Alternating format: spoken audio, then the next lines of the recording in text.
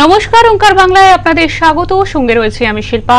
নিয়ে চলে এসেছি আপনাদের জন্য ক্লাবস্টিকের একটি নতুন পর্ব। আজ রবিবার, আর রবিবার দুপুর 3টে মানেই ক্লাবস্টিক, আর 3টের সময় আপনাদের জন্য নিয়ে চলে এসেছি ক্লাবস্টিকের একটি নতুন পর্ব। আপনাদের জানিয়ে রাখি যে স্টুডিওতে এই মুহূর্তে আমার সঙ্গে রয়েছে আমার সহকর্মী দেবাঞ্জলি কুণ্ডু। দেবাঞ্জলি, তোমাকে অনেক স্বাগত।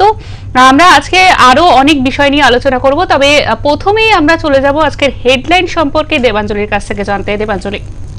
একদমই শিল্পা, প্রথমেই নজর রাখবো আজকের হেডলাইন্সের দিকে, এবং যে বিষয়টা নিয়ে গতকাল আমরা ক্লাবস্টিকে বিশেষ অনুষ্ঠান করেছিলাম সেটা হচ্ছে টলিপাড়ায় টালমাটাল, এবং তারই আপডেট, তার পরবর্তী কি ঘটনা রয়েছে, কি হলো, ফেডারেশনের পক্ষ থেকে ঠিক কি সিদ্ধান্ত নেওয়া হলো তা নিয়ে কিন্তু আজকের হেডলাইন্স। এবং সেখানে তোমাকে জানিয়ে রাখবো যে ফেডারেশনের পক্ষ থেকে কিন্তু এখনো পর্যন্ত কোনো রকম সমঝোতার মধ্যে আসার কিন্তু কোনো রকম কোনো খবর পাওয়া যায়নি, এবং তারা কিন্তু তাদের দাবিতেই সম্পূর্ণভাবে অনড় রয়েছে।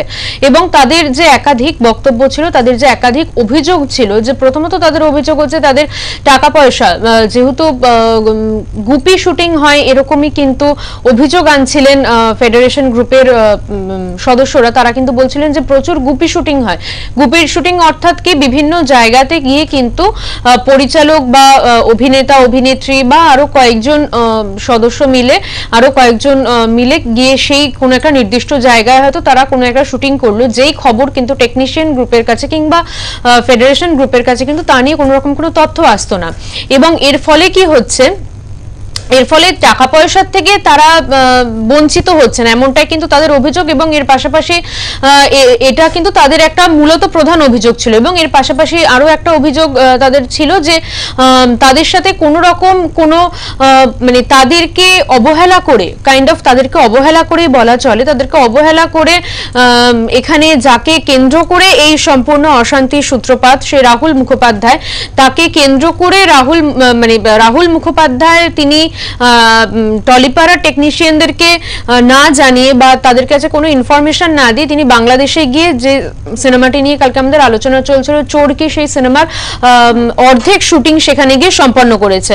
তো এটা নিয়ে স্বাভাবিকভাবেই তাদের মধ্যে কিন্তু একটা ক্ষোভ তৈরি হয়েছিল, এবং এই সকল বিভিন্ন জায়গা থেকে দাঁড়িয়ে কিন্তু তাদের যে দাবি, তাদের যে অধিকার, সে অধিকার ফিরে পাওয়ার যে লড়াই, সে লড়াইতে কিন্তু তারা এখনো অনড় রয়েছেন, এবং তারা কিন্তু এখনো কোনো সমঝোতার রাস্তায় হাঁটতে রাজি নন, এমনটাই কিন্তু জানিয়েছেন। পাশাপাশি আবারও জানিয়ে রাখবো যে পরিচালক রাজ চক্রবর্তী কালকে যে কথাটি বলেছিলেন যে তারা সোমবার পর্যন্ত সময় দিচ্ছেন, এবং সোমবারের পর থেকে কিন্তু পরিচালক মহল কিন্তু এরপরে আবার নতুন কোনো পদক্ষেপ নিতে চলেছেন। সুতরাং সোমবার কি হয়, পরিচালক মহল কি সিদ্ধান্ত নেন, তার দিকে কিন্তু আমাদের সকলেরই নজর থাকবে।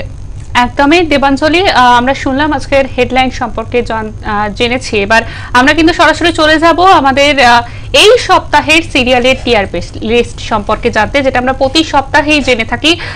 সেই মতো এই সপ্তাহের টিআরপি লিস্ট সম্পর্কে আমাদের দর্শকদের বলো। হ্যাঁ, টিআরপি লিস্টে প্রথম স্থানে রয়েছে নিমফুলের মধু এবং ফুলকি, এবং গত সপ্তাহে কিন্তু ফুলকি ছিল একমাত্র প্রথম স্থানে, নিমফুলের মধু দ্বিতীয়তে ছিল।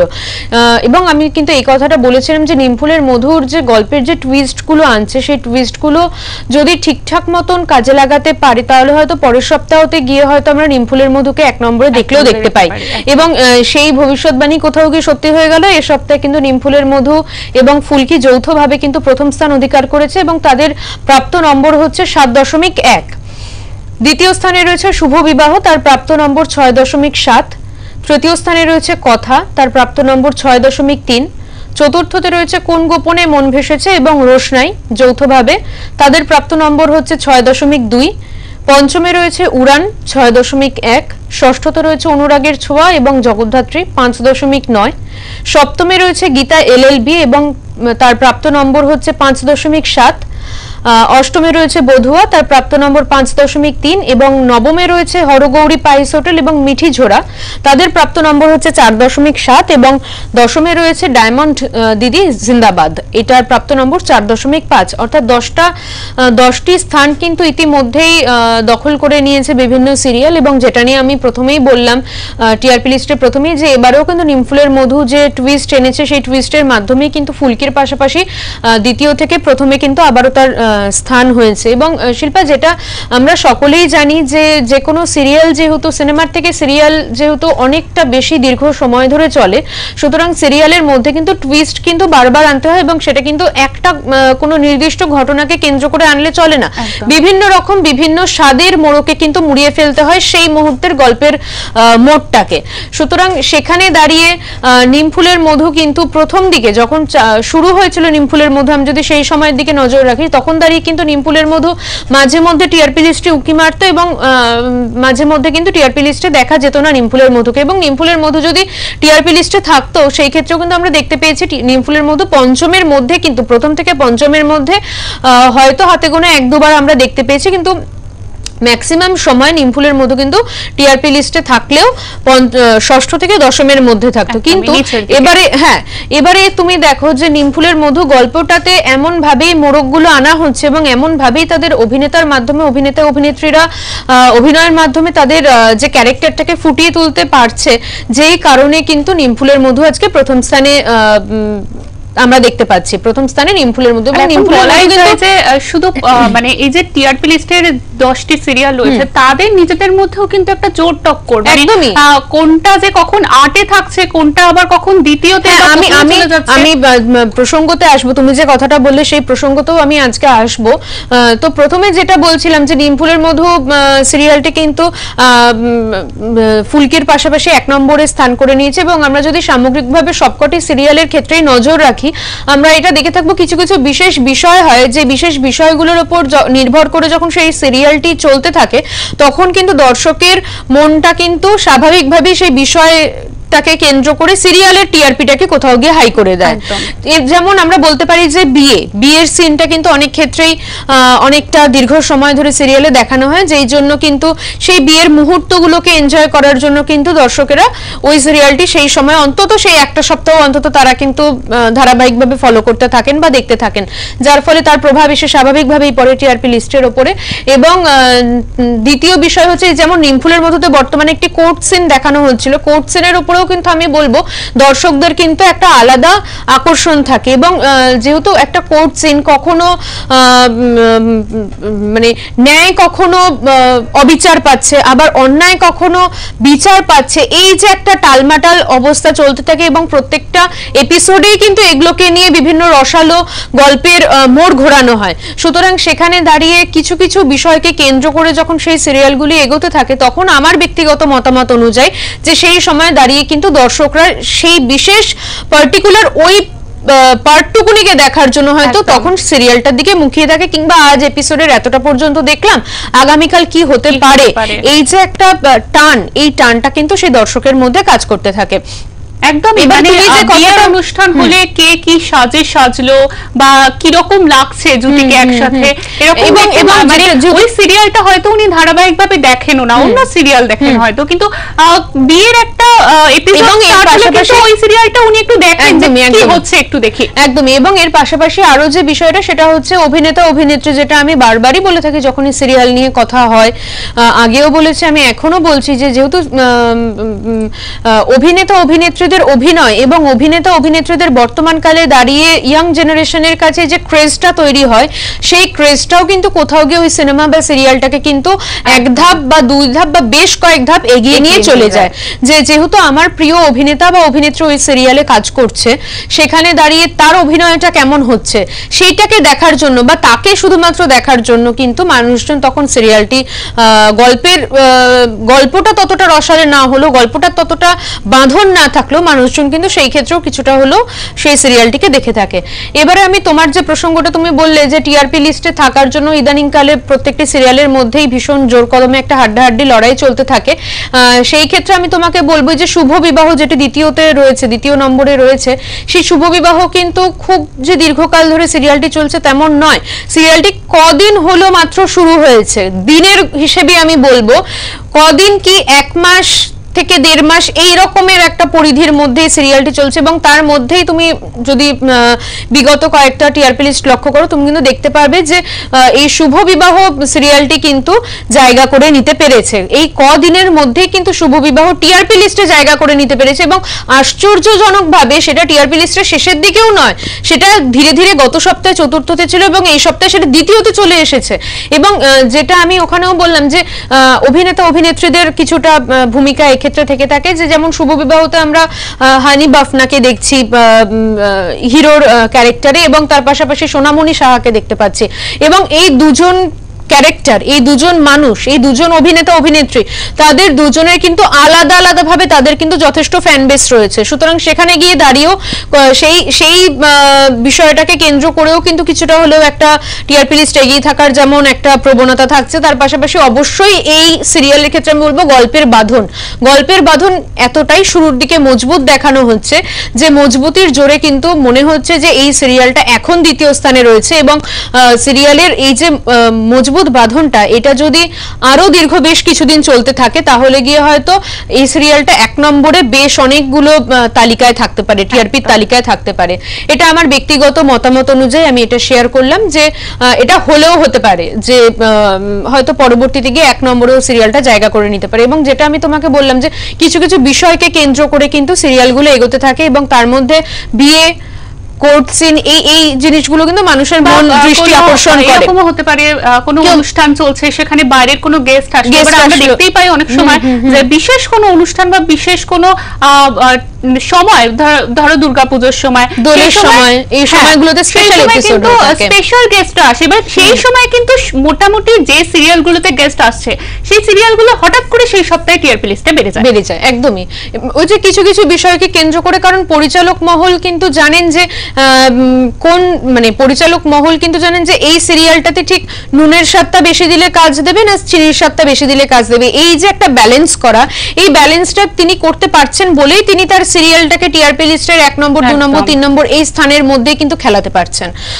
স্বাভাবিকভাবেই যেটা ছিল আজকে আমাদের টিআরপি লিস্ট। এবং আরো একটা কথা, সেটা হচ্ছে এই যে তৃতীয় স্থানে রয়েছে কথা, এখানে সাহেব এবং সুস্মিতা দুজনেই কিন্তু নবাগত বলা যায়, যদিও সুস্মিতা বেশ কয়েকটি সিরিয়াল করেছে এবং সাহেবও বেশ কয়েকটি করেছে, কিন্তু জুটি হিসেবে তারা নবাগত বলা যেতে পারে। এবং এই নবাগত দুই তারকা, এদের মধ্যে যে একটা বন্ডিং, এদের মধ্যে যে একটা কেমিস্ট্রি বা এদের মধ্যে যে গল্পটাকে কেন্দ্র করে সিরিয়ালটা এগিয়ে যাওয়া, এটা কিন্তু কোথাও গিয়ে দর্শকের মন ছুঁতে পেরেছে বলেই কিন্তু কথা আজকে 3 নম্বরে এসে দাঁড়িয়েছে। এবং পরবর্তীতে আমি আবারও সাহেব সুস্মিতাকে নিয়ে আলোচনায় ঢুকবো, যে জুটিটা সেটাকে কিন্তু মানুষ খুব পছন্দ করছে। হ্যাঁ, এবং এই যে বললাম যে কিছু কিছু নতুন নতুন তারকা, নতুন নতুন শিল্পীরা, তাদেরকে জুটি হিসেবে যখন সিরিয়ালে আনা হচ্ছে সেটা কিন্তু মানুষজন খুব তাড়াতাড়ি ক্যাচ করে নিতে পারছে। তার কারণ হচ্ছে এই যে মিঠাই সিরিয়ালে আমরা দেখেছি সিদ্ধার্থও নতুন ছিল এবং মিঠাইও নতুন, সম্পূর্ণ নতুন দুটো ফেসকে যখন একটা সুতোয় বাঁধা হলো এবং তাদেরকে যখন হিরো হিরোইন স্বামী স্ত্রী এই একটা সিনের মধ্যে আনা হলো এবং তাদের মধ্যে যে একটা রসায়ন দেখানো হলো, কেমিস্ট্রি দেখানো হলো, একটা ভালোবাসার সম্পর্ক দেখানো হলো, বিচ্ছেদ দেখানো হলো, এই যে সবটা মিলিয়ে যে একটা স্বামী স্ত্রীর সম্পর্ককে পরিপূর্ণতা দেওয়া, এই পরিপূর্ণতাটা কোথাও গিয়ে মানুষজন অ্যাকসেপ্ট করে নিতে পারেন, যেই জন্যই কিন্তু সেই নবাগত বা নবাগতা অভিনেতা অভিনেত্রী তারা কিন্তু ইন্ডিভিজুয়ালিও মানুষের মনে কিন্তু জায়গা করে নেয়। কথা বা সুস্মিতা মানে ও তো এর আগেও অনেক সিরিয়াল করেছে, ওনাকে দেখা গেছে, কিন্তু হয়তো ওনার সামনের যিনি অপরপক্ষের যে অভিনেতা ছিলেন তার সাথে হয়তো ভালো লাগতো দর্শকদের, কিন্তু অগ্নির সাথে হয়তো দর্শকদের একটা আলাদাই বন্ডিং মনে হয়েছে, সেই জন্য হয়তো মানে এখন মানুষ দেখছে, আমি দেখছিলাম কিছুদিন আগেই যে মানে ওদের দুজনের কিভাবে একটা ভালোবাসার সম্পর্ক তৈরি হবে সেইটা দেখার জন্য কিন্তু মানুষের ভীষণ আগ্রহ। অবশ্যই। এবং দেখবে যখন একটা সিরিয়াল সেটা দর্শকদের মানে দর্শক আমরা দর্শকের আসনে বসে যদি আমরা সেই সিরিয়ালটিকে একবার দেখা শুরু করি এবং আমাদের যদি মন ছুঁয়ে যায়, আমরা কিন্তু পরবর্তী দিনগুলোতেও কিন্তু আমরা সেটাকে ফলো করতে থাকি যে আগামীকাল কি হতে চলেছে, একটা নতুন সিরিয়ালে আগামীকাল কি হতে চলেছে। এই যে একটা টান কাজ করে, এটা কোথাও গিয়ে হয়তো একটা সিরিয়ালের সাফল্য। একদমই। আমরা আলোচনা করলাম আজকের সিরিয়ালের টিআরপি লিস্ট সম্পর্কে। এবার কিন্তু আমরা সরাসরি চলে যাব আজকের প্রধান টপিক বলা চলে, কিন্তু সবটাই প্রধান, কিন্তু তার মধ্যে কিন্তু এটি একটি প্রধান টপিক এই জন্য বলছি কারণ সেটা হচ্ছে একটি মানে বিচ্ছেদের ঘটনা। এখন না বলিউড টলিউড সব জায়গা জুড়ে কিন্তু এই বিচ্ছেদের ঘটনা ঘটছে এবং সেই নিয়ে আমরা আগেও আলোচনা করেছি, আজও আলোচনা করব। আজ আমরা আলোচনা করব ঋষি কৌশিক এবং দেবযানীর সম্পর্ক নিয়ে। দেবাঞ্জলি আপনাদের এই বিষয়ে বিস্তারিত জানাবে। দেবাঞ্জলি। হ্যাঁ, দেখো, ঋষি কৌশিক এবং দেবযানী এই দুজনকে আমরা টেলিভিশনের পর্দায় দেখেছি, সিনেমার পর্দাতে আমরা ঋষি কৌশিককে দেখেছি এবং সেখানে দাঁড়িয়ে ঋষি কৌশিকের যদি আমি দেখতে যাই, আমি কিছুদিন আগেই পড়ছিলাম ওর সম্পর্কে, কি গুগলে কিছু গিয়ে পড়াশোনা করছিলাম, সেখানে গিয়ে আমি দেখলাম 2004 সাল থেকে কিন্তু ও অভিনয় জগতে নিজের নাম লিখিয়েছে এবং ও কিন্তু অসমের ছেলে, ও কিন্তু কলকাতার ছেলে নয়, ও অসমের ছেলে। এবং সেখান থেকে কলকাতায় এসে তার যে একটা নিজের বাসভূমি ছেড়ে একটা অন্য জায়গায় এসে সেখানে স্ট্রাগল করে থাকা, নিজের মাটিটা শক্ত করার জন্য একটা যে স্ট্রাগল লাইফ, সেই লাইফটা কিন্তু সে কাটিয়েছে এবং কাটানোর পর এই মুহূর্তে দাঁড়িয়ে তার কিন্তু একটা সাফল্যের চূড়ায় এসে দাঁড়িয়ে রয়েছে, এমনটাই কিন্তু বলা চলে। তার কারণ হচ্ছে আমরা তার সিনেমাগুলোর বাইরে গিয়েও, কারণ তার সিনেমার সংখ্যার থেকে তার সিরিয়ালের সংখ্যা অনেকটা বেশি এবং সিরিয়ালগুলো কিন্তু এক একটি কম দিনের জন্য, বেশ দীর্ঘদিনের জন্য চলেছে। এবং তার পরবর্তীতেও যদি আমরা নজর রাখি, সিরিয়াল জগতে প্রথম যে সিরিয়ালটি আমার মনে পড়ছে এই মুহূর্তে দাঁড়িয়ে, সেটা হচ্ছে এখানে আকাশ নীল, যেখান দিয়ে কিন্তু হিয়া উজানের একটা কেমিস্ট্রি দেখানো হয়েছিল, ভালোবাসা দেখানো হয়েছিল এবং ওটা সিরিয়াল দেখেছে, কিন্তু এখনো যদি এখানে আকাশ নীল কথাটা একবার বলে মনে পড়ে যায় কিন্তু সেই হিয়া উজানের সেই জুটির কথাটাই মনে পড়ে যায়। এবং তার পাশাপাশি ইষ্টি কুটুম, যেটা বর্তমানে কিন্তু সেই তখনকার ইষ্টি কুটুম এখন কিন্তু আবার রিপিট টেলিকাস্ট চলছে। সুতরাং সেই সিরিয়ালটা কতটা মানুষের মনের মধ্যে জায়গা করে নিয়েছিল বলে আবারও রিপিট দেওয়া হচ্ছে, সেটা কিন্তু এখানে একটা দেখার বিষয়। এবারে আমি আসি মূল প্রসঙ্গে, সেটা হচ্ছে ঋষি কৌশিক যেমন একজন সুদক্ষ অভিনেতা, তা নিয়ে কোনো রকম কোনো দ্বিমত নেই। পাশাপাশি দেবযানী চক্রবর্তী, অর্থাৎ ঋষি কৌশিকের যিনি স্ত্রী ছিলেন বলা চলে, আপাতত বর্তমান যুগে দাঁড়িয়ে সোশ্যাল মিডিয়া, বিভিন্ন খবরের কাগজের পাতা উল্টে দেখার ক্ষেত্রে আমি এই মুহূর্তে দাঁড়িয়ে যদি বলি, তাহলে হয়তো ছিলেন কথাটা বলা যেতে পারে। ঋষি কৌশিকের কিছু পোস্ট তেমনই ইঙ্গিত দিচ্ছে। তো সেখানে দাঁড়িয়ে তাদের মধ্যে কিন্তু 12 বছরের দাম্পত্য জীবন ছিল। 12 বছরের দাম্পত্য জীবনের অবসান ঘটতে চলেছে, তাদের দুজনের মধ্যে ডিভোর্স হতে চলেছে, এমনটাই কিন্তু কানাঘুষো শোনা যাচ্ছে টলিপাড়াতে। তার কারণ হিসেবে ঋষি কৌশিক যেটা বলছেন যে তিনি অত্যন্ত সাদাসিধে মধ্যবিত্ত পরিবারের একটি ছেলে, তার জীবনের চাহিদা খুব সীমিত এবং তার জীবনের চাহিদাগুলো একটু অন্যরকম। তার কারণ আমি একটি বিশেষ অনুষ্ঠানে দেখেছিলাম তার জীবনে যে পছন্দগুলো, সেই পছন্দগুলো একটু ভিন্ন রকমের। সে বিভিন্ন জঙ্গলের জীবজন্তু ভালোবাসে, তার সাপের প্রতি তার অসম্ভব একটা ভালোবাসা রয়েছে। সে বাড়িতে সে বিষাক্ত বিষধর মানে অনেক লম্বা লম্বা এরকম যে সাপগুলো, ওরকম কিছু সাপ পোষারও বাড়িতে এরকমও কিছু ওর প্ল্যানিং ছিল। এবং তার পাশাপাশি এগুলো তো তার ভালোবাসা, টান, নেশা বলা যেতে পারে। এবং এর পাশাপাশি ও বলছে যে যখন আমি ওই টিভিতে দেখি যে বিভিন্ন লোকের এরকম সাপ ধরছে, আমার মনে হয় কি ওটা আমিও করতে পারবো, তার কারণ আমি দেখতে দেখতে এতটা অভ্যস্ত হয়ে গেছি, আমার মনে হয় ওটা আমার কাছে কোনো ব্যাপার না, আমিও করে ফেলতে পারবো, এইরকম একটা ব্যাপার। এবং তার পাশাপাশি এই যে এটা একটা নেশা, এবং এর পাশাপাশি তার খাওয়ার প্রতি কিন্তু অদ্ভুত একটা টান রয়েছে। এবং সেটা কিন্তু ওই আমাদের নিত্য নৈমিত্তিক খাওয়ার মতন নয়, কিংবা ধরো একটা রেস্টুরেন্টে গেলাম, কোনো একটা স্পেশাল ডিশ দেখলাম, হয়তো আমি কোনোদিন আগে টেস্ট করিনি, আমার কোনো এক বন্ধু আমাকে বলেছে এটা খুব খেতে ভালো, তুই একবার টেস্ট করতে পারিস, এই রকম খাবার নয়। উনি বিভিন্ন দেশে দেশে ঘুরে বেড়ান এবং সেখানকার যে স্পেশাল ফুডস গুলো সেগুলো উনি ট্রাই করেন, যেগুলো হয়তো আমরা এই মুহূর্তে দাঁড়িয়ে আমি যদি বলতে যাই হয়তো অনেকে সেগুলো অস্বস্তি হবে শুনতে, এইরকমও। তো এরকম কিছু টিকটিকি, আমি আর কিছু বলতে চাই না, সেটাও পর্যন্ত উনি কিন্তু একটা স্পেশাল মেনু করে তিনি কিন্তু সেটা টেস্ট করেছেন।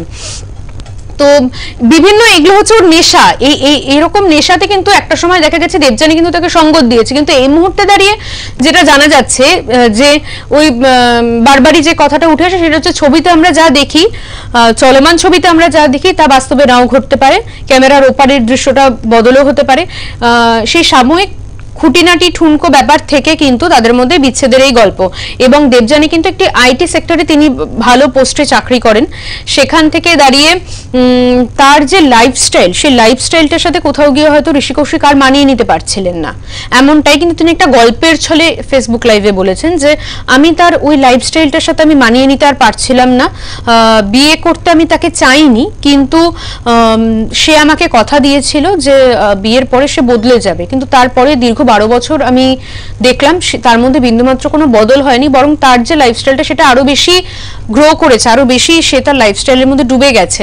এবং সবসময় একটা আর্থিক খোটা বা কাজের খোটা এটাও কিন্তু শুনতে হয়েছে ঋষি কৌশিককে। সুতরাং সবটা মিলিয়েই কিন্তু অবশ্যই একটা দুঃখের খবর টলিপাড়ার মানুষদের জন্য, যে বিচ্ছেদ হয়তো হতে চলেছে ঋষি কৌশিক এবং তার স্ত্রী দেবযানীর, এমনটাই। এবং এর পাশাপাশি যদি আরো একটা বিচ্ছেদের খবরের দিকে আমরা নজর রাখি, সেটা আমরা সকলেই জানি ইতিমধ্যে, আর কোনোটাই এটার নতুনত্ব কিছু নেই, যে যিশু এবং নীলাঞ্জনা তাদের মধ্যে কিন্তু ইতিমধ্যেই দাড়ি পড়ার সময় হয়ে এসেছে,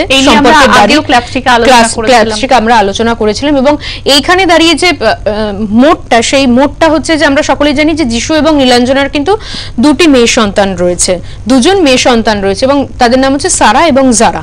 তো নীলাঞ্জনার কিছু পোস্টে দেখা গিয়েছে, ইদানিং বর্তমানের কিছু পোস্টে দেখা গিয়েছে যে তার মেয়েরা হচ্ছে তার স্ট্রেংথ, তার বল, এই মুহূর্তে দাঁড়িয়ে তার মেয়েরা হচ্ছে তার শক্তি, জীবনের শক্তি। এটা কিন্তু তাকে বলতে বা লিখতে দেখা গিয়েছে সোশ্যাল নেটওয়ার্কিং সাইটগুলোতে। এবং সেখানে গিয়ে তিনি যেমন তার স্বামীকে আনফলো করেছেন ইনস্টা থেকে, তেমন ভাবে কিছুদিন আগে কিন্তু দেখা গিয়েছে তার বড় মেয়ে সারা, সে কিন্তু আনফলো করেছে তার বাবাকে। এটা কিন্তু একটা সত্যি অন্যরকম একটা ঘটনা। এবং বাবা এবং মেয়ের মধ্যে আমি এখানে একটা ছোট কথা বলতে চাই, বাবা এবং মেয়ের মধ্যে একটা ভালোবাসা আমরা সকলেই জানি যে বাবা আর মেয়ের মধ্যে সম্পর্কটাই অন্যরকম হয়, এবং সেই সম্পর্কের কিছুটা নিদর্শন কিন্তু আমরা এই সারা এবং যিশুর একটি সিনেমাতে কিন্তু আমরা সেটাকে দেখতে পেয়েছিলাম। এবং উমা, সেই সিনেমাটার নাম ছিল উমা, কিন্তু একটি সত্য ঘটনা অবলম্বন করে সেই সিনেমাটা তৈরি করা হয়েছে। এবং সেইখানে কিন্তু তাদের, দেখো আমার ব্যক্তিগত মতামত অনুযায়ী তাদের মধ্যে যে অনবদ্য একটা সুন্দর বাবা মেয়ের সম্পর্ক দেখানো হয়েছিল, সেটা কোথাও গিয়ে একটা বাস্তবের ছায়াও ফেলেছিল তাদের এই অভিনয় জগতে। তারা বাস্তব জীবনে তারা বাবা এবং মেয়ে, সুতরাং তাদেরকে আর ওই ক্যামেরার পর্দায় গিয়ে নতুন করে বাবা মেয়ে সাজতে হচ্ছে না, নতুন করে বাবা মেয়ের ভালোবাসা নিজেদের মধ্যে বন্ডিং মানে তৈরি করতে হচ্ছে না, ক্রিয়েট করতে হচ্ছে না। অটোমেটিক্যালি সেই ভালোবাসাটা, সেই যে একটা আন্তরিকতার মুহূর্তটা, সেটা কিন্তু অটোমেটিক্যালি ফুটে উঠছিল সেই সিনেমাতে। এবং তার পরবর্তীতে গিয়ে কিন্তু এই মুহূর্তে দাঁড়িয়ে, এবং তার থেকে কিন্তু একটা অনুমান করা যায় যে বাবা এবং মেয়ের মধ্যে একটা অসম্ভব সুন্দর সম্পর্ক ছিল, কিন্তু এই মুহূর্তে দাঁড়িয়ে তার বাবা জানা যাচ্ছে যে একটি তৃতীয় অন্য একটি সম্পর্কতে তিনি জড়িয়ে গিয়েছেন, এবং সেই সম্পর্কের জেরেই কিন্তু বিচ্ছেদ হতে চলেছে নীলাঞ্জনা এবং যিশুর। এবং তাতে কিন্তু নীলাঞ্জনার পাশে রয়েছে নীলাঞ্জনার দুই মেয়ে সারা এবং জারা। এবং যেটা নীলাঞ্জনা বারবারই বলে থাকছে যে আমার শক্তি হচ্ছে এই দুজন। এবং সারাও একটি পোস্টে বলেছে যে তার মা হচ্ছে এই পৃথিবীতে সবচেয়ে বেশি শক্তিশালী একজন মানুষ। সুতরাং বোঝাই যাচ্ছে যে এই মুহূর্তে দাঁড়িয়ে একটা খুব শক্তভাবে মায়ের পাশে গিয়ে দাঁড়িয়েছে এই মুহূর্তে দাঁড়িয়ে সারা সেনগুপ্ত। একদম আমরা শুনলাম টলিউডের কিছু মন খারাপ করা ঘটনা বা কথাবার্তা, সেই নিয়ে আমরা আলোচনা করলাম, কিন্তু এবার আমরা মন ভালো করা নিয়ে একটু প্রেমের গল্প নিয়ে কথা বলবো। সেটা হচ্ছে যে মনামি এবং শুভাশিস মুখোপাধ্যায়ের মধ্যে কিন্তু একটি মিষ্টি প্রেমের সম্পর্ক কিন্তু টলিউডে কান পাতলে শোনা যাচ্ছে, সেটি কি? হ্যাঁ, এখানে শুভাশিস মুখোপাধ্যায় তিনি একজন বেশ দীর্ঘদিনের অভিনয় জীবন, ওনাকে কে চেনে না, সেটাই হচ্ছে কথা।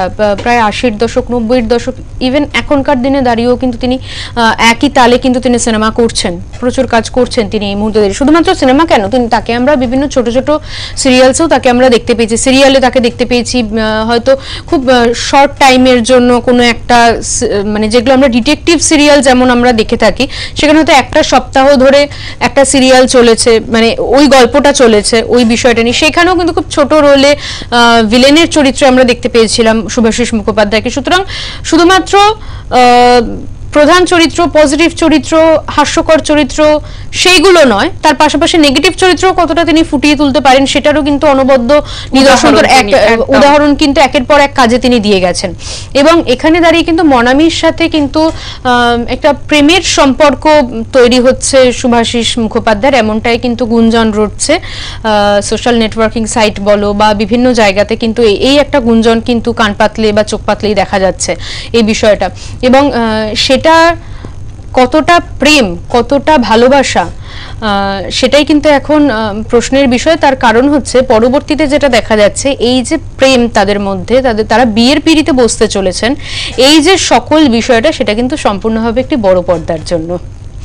অর্থাৎ বাস্তব জীবনে কিন্তু শুভাশিস মুখোপাধ্যায়ের সাথে মনামি ঘোষের কোনো রকম কোনো প্রেমের সম্পর্ক নয়, কারণ শুভাশিস মুখোপাধ্যায় তিনি তার বান্ধবীর সাথে 1996 সালে তিনি বিবাহ সূত্রে আবদ্ধ হয়েছিলেন, এবং তারপর বিভিন্ন ইন্টারভিউতে কিন্তু শুভাশিস মুখোপাধ্যায়কে তার স্ত্রীর সম্পর্কে ভালো কথা বলতে শোনা গেছে, যে ওর মতন মেয়ে হয় না, এরকম এরকম বিভিন্ন কথা কিন্তু সুখ্যাতি করতে শোনা গেছে তার স্ত্রীর সম্পর্কে।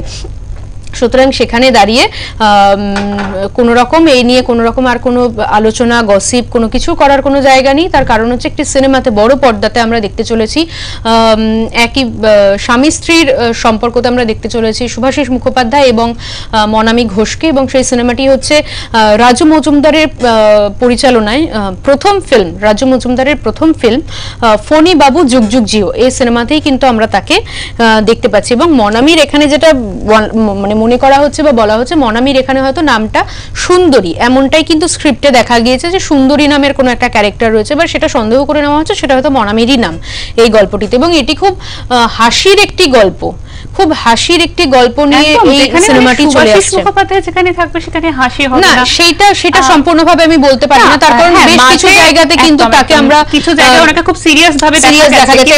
এবং আমরা যদি প্রসঙ্গ তুলি শিল্পা, সেটা হচ্ছে মহালয়াতে তার অনবদ্য ভূমিকা, অনবদ্য অভিনয় মহালয়া সিনেমাটিতে, এবং সেটা সকলেই হয়তো আমরা যারা বাঙালি, যারা আমরা সিনেমা প্রেমী, কিংবা যারা আমরা মানে এই যে আমাদের যে মহিষাসুর মর্দিনীর যে একটা ইমোশন প্রত্যেকটা বাঙালির মনের মধ্যে যে গেঁথে রয়েছে, তারা প্রত্যেকেই মনে হয় বা 90-95% মানুষই মনে হয় মহালয়া সিনেমাটি দেখেছেন, এবং সেই সিনেমাটি নিয়ে আর কোনো রকম কোনো কথা বলার জায়গা নেই। তার কারণ হচ্ছে এই যে তাদের মধ্যে এই যে তার যে অভিনয়ের দক্ষতা, সেই দক্ষতার হয়তো 100%কে আমি বলবো 1000% উনি ঢেলে ঢেলে দিয়েছেন সেখানে, অনবদ্য। মানে বীরেন্দ্র কৃষ্ণ ভদ্রের চরিত্রে শুভাশিস মুখোপাধ্যায় জাস্ট ফাটাফাটি, কোনো তা নিয়ে আর কোনো কথা হবে না।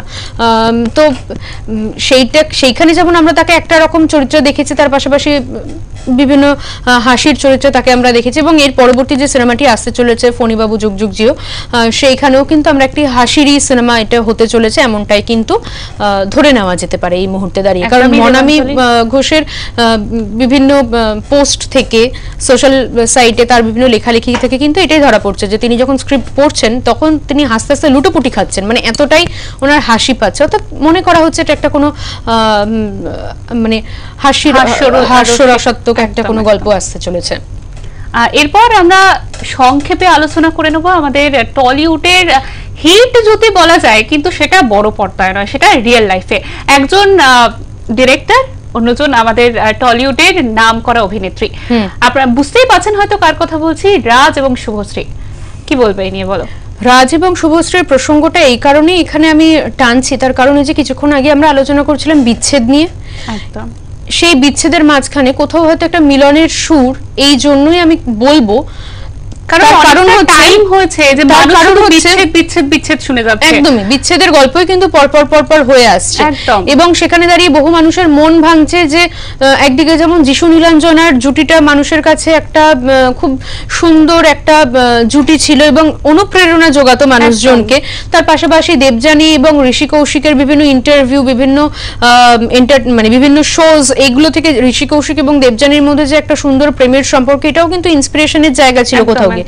সেখানে কি ঋষি কৌশিক, দেবযানী এবং যিশু নীলাঞ্জনার বিচ্ছেদ টলিপাড়াকে যেমন একটু কাঁপিয়ে দিয়েছে, পাশাপাশি আমরা যদি শুধুমাত্র রাজ শুভশ্রীর দিকে না, আমরা যদি নজর রাখি যে তন্নি লাহা রায় এবং রাজদীপ গুপ্তার দিকে, দুজনকে কিন্তু আমরা আলাদা আলাদাভাবে আলাদা আলাদা বিভিন্ন কাজে দেখেছি।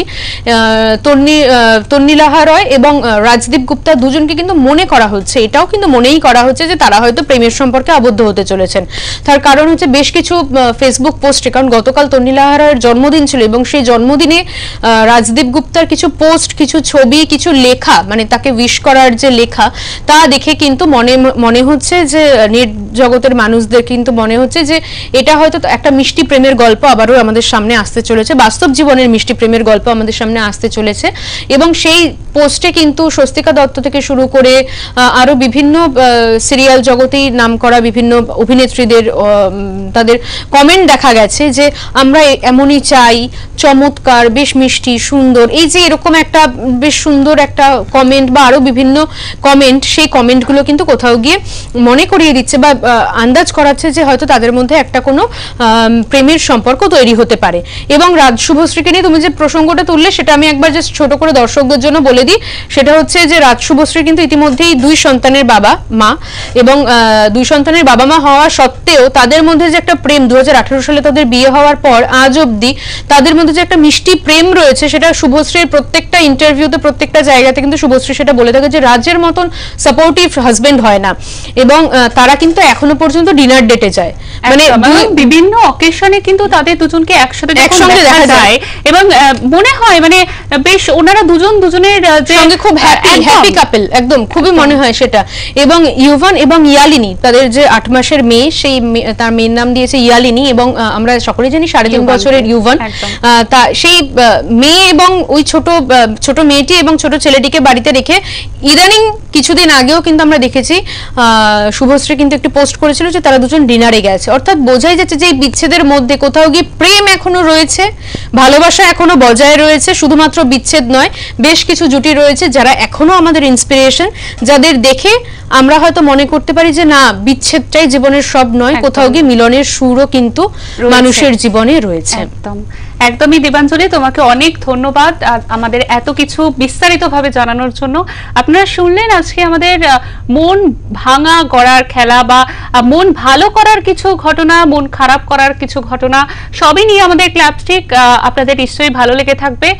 আজকের মতো ক্লাবস্টিক এই পর্যন্তই। অন্যান্য খবরের জন্য অবশ্যই চোখ রাখবেন ওঙ্কার বাংলার পর্দায়। নমস্কার।